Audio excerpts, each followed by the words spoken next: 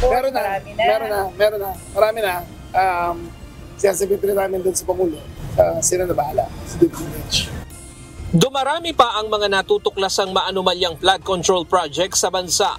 Ayon kay Department of Interior and Local Government John Vic Remulla, maging sila ay patuloy na nakatatanggap ng sumbong mula sa mga local government unit officials. Katunayan, mahigit 100 reports na ang naiparating sa kanila. Usually substandard, usually goes, lumalabas rin the same things. Kasi ang tiyatamaan dyan yung mga mayor at mga governor. So sila na rin nag-report.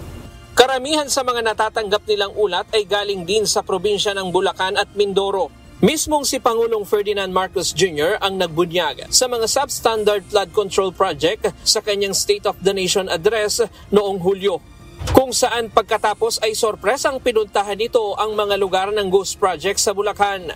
Target ng LGU na ma-compile lahat ng sumbong sa katapusan ng buwan at isusumite sa Pangulo.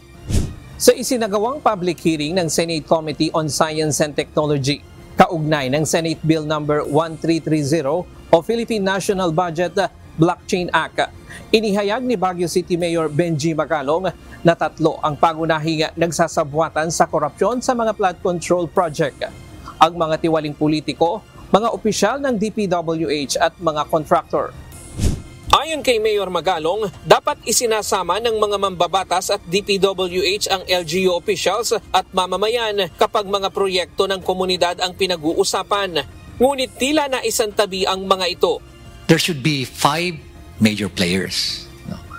Yung funder, which usually yung mga lawmakers, the DPWH at yung mga contractors, local government at yung community.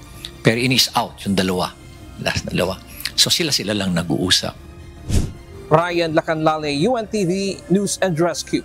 Diyos ang aming sandigan, serbisyo publiko ang aming pinahahalagahan.